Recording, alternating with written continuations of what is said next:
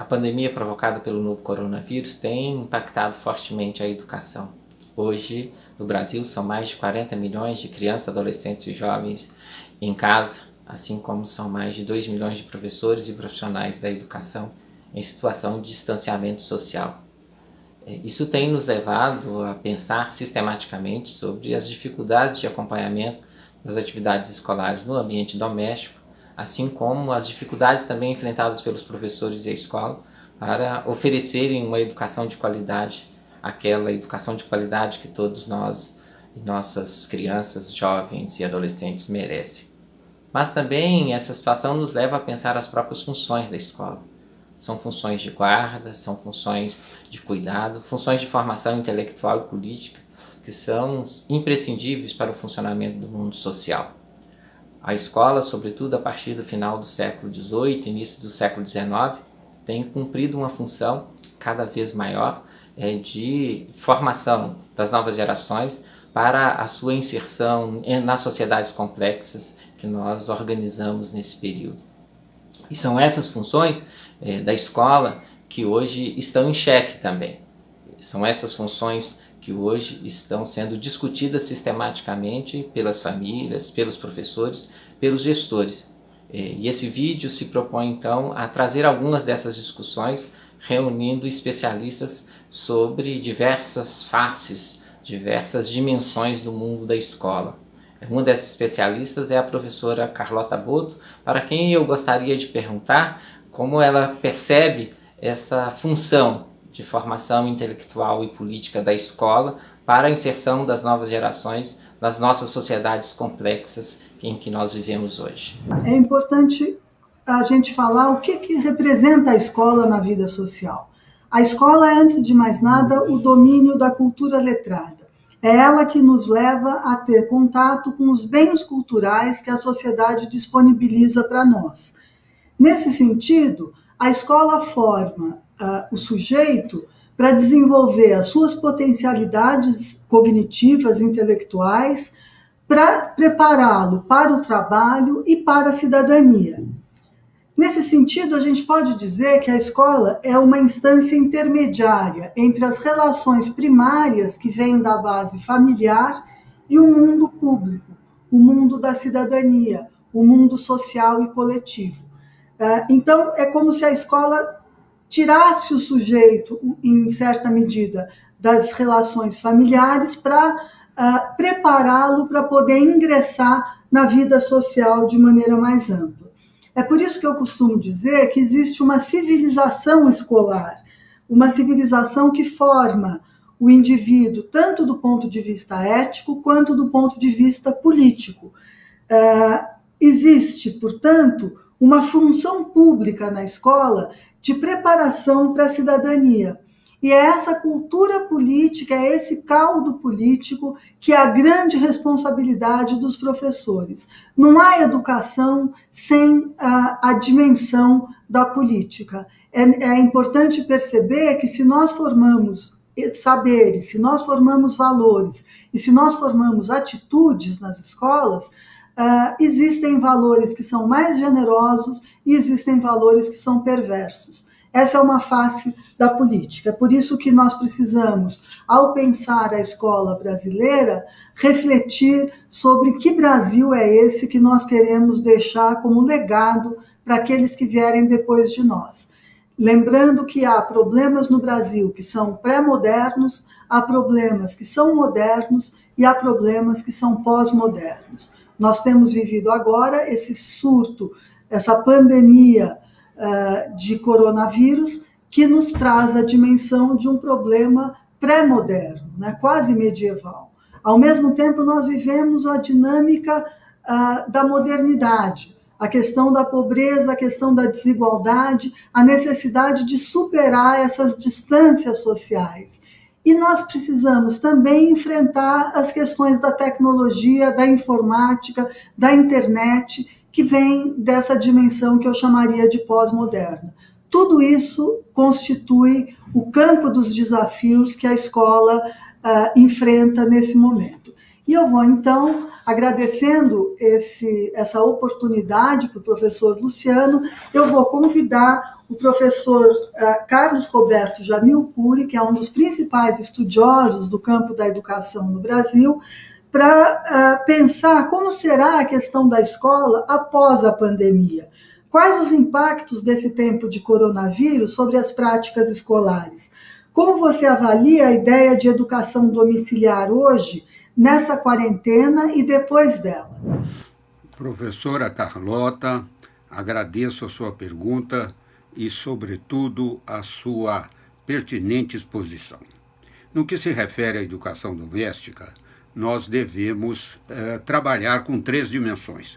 A primeira é aquela que é consensual, ou seja, aquela pela qual a família ou o tutor, a tutora ou a família em qualquer uma das suas dimensões e variações, ela se ocupa da socialização primária, pela qual toda pessoa acaba por receber para si valores básicos de referência.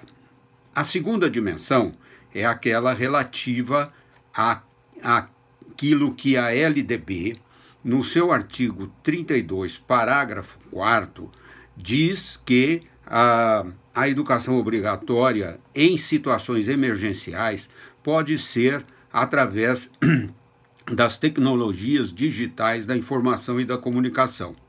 Ora, se de um lado famílias há que podem fazer uso desse recurso, muitas e muitas famílias, outras, porém, não têm acesso a essas tecnologias. Isto revela 2 desigualdades. Primeiro, uma desigualdade mais ampla de estratificação social, e a outra é da desigualdade de acesso às tecnologias digitais da informação e da comunicação. De qualquer forma, essa segunda vertente, ela traz à tona a valorização do professor. Como? Porque muitos pais, tutores, ao se depararem com conteúdos necessários para orientar seus filhos e filhas, não têm o domínio justamente porque não são profissionais da área. E, de outro lado, tem a questão da desigualdade. Finalmente, existe a terceira vertente, que é a educação doméstica, como uma espécie de substituta da escola. Nesse caso, volta de novo a valorização do professor, aquele que é profissional, que tem domínio de conteúdos, e nem todos os pais sabem disso. Além do mais, está em discussão no Congresso se essa forma ela pode ser viável, pertinente ou legal. Finalmente, o mais importante é que essa educação doméstica, ela restringe, limita, né, a convivência social pela qual nós postulamos à escola o valor de maior igualdade, redução da desigualdade e a valorização das diferenças. Quem faz este tipo de educação doméstica tem uma grave restrição em relação a estas formas de socialização.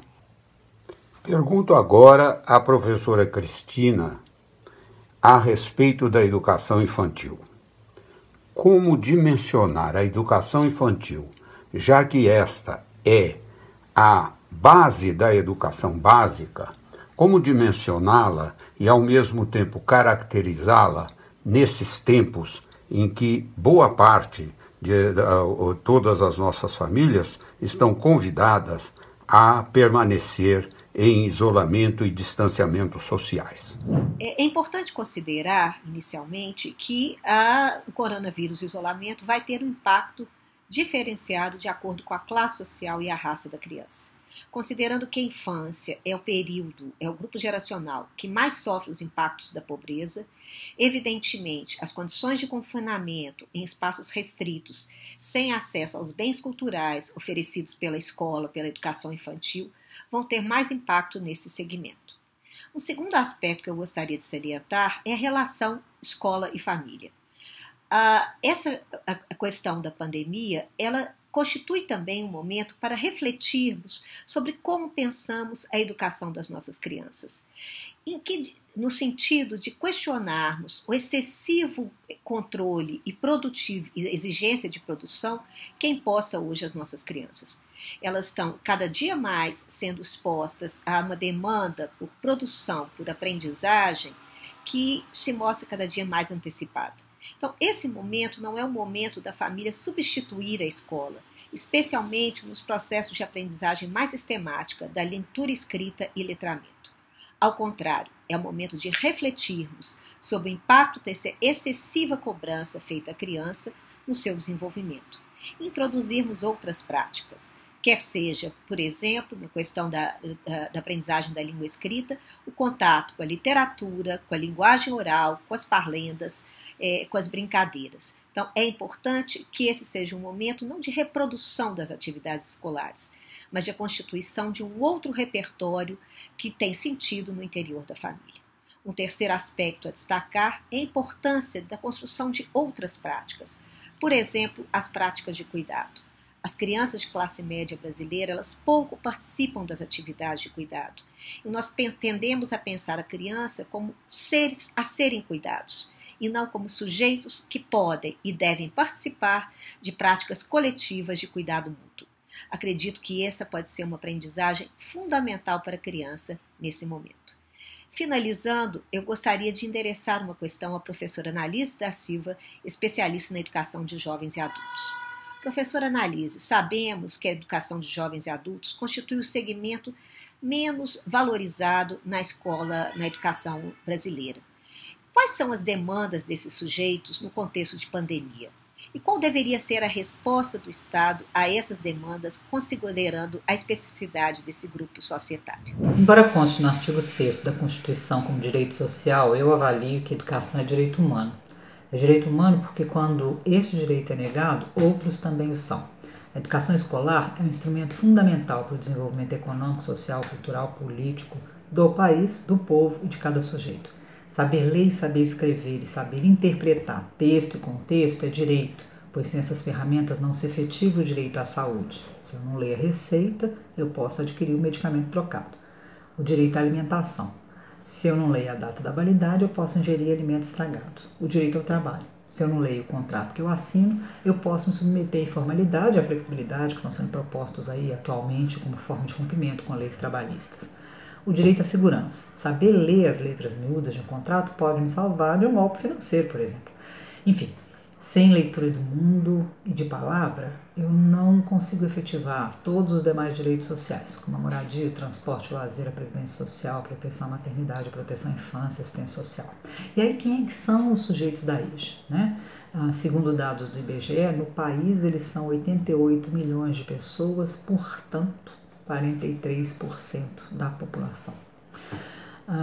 Em Minas, eles são 11 milhões e 300 mil sujeitos, portanto, 54% da população mineira. Em Belo Horizonte, eles são 1 milhão de pessoas, portanto, 39% da população. São pessoas com 15 anos ou mais não alfabetizadas, 15 anos ou mais sem ensino fundamental completo, 18 anos ou mais sem ensino médio completo.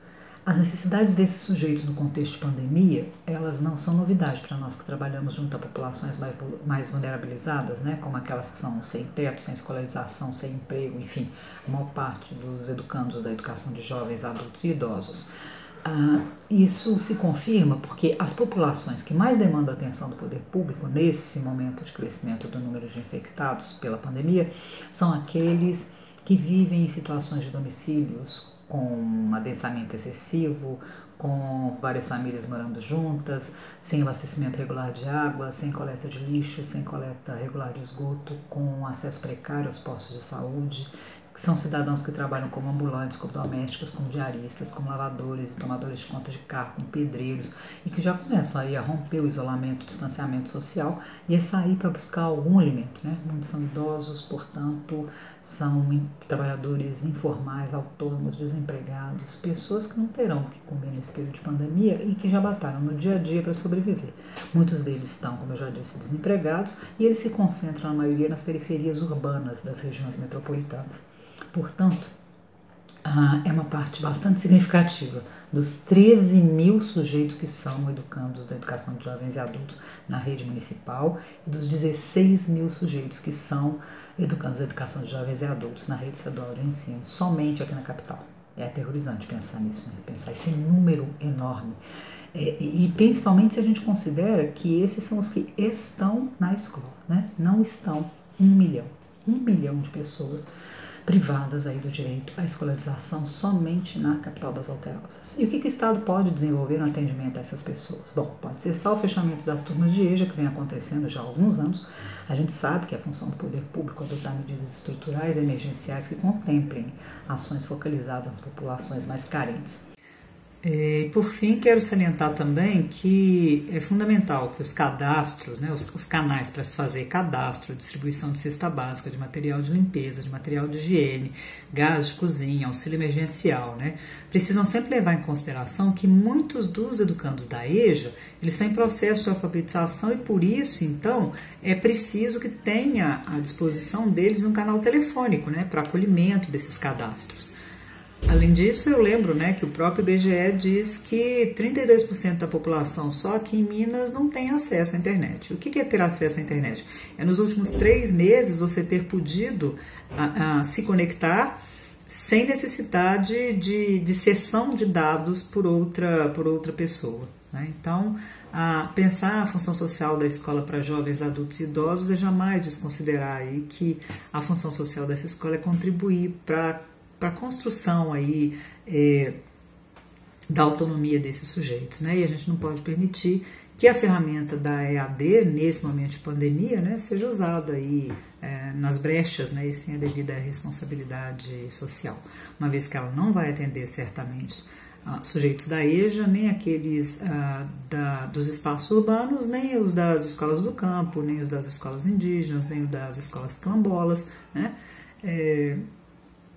Bom, é isso, fique em casa, a gente vai vencer esse vírus e distanciamento social salva vidas, é isso. Agradeço muito o convite aí pela conversa.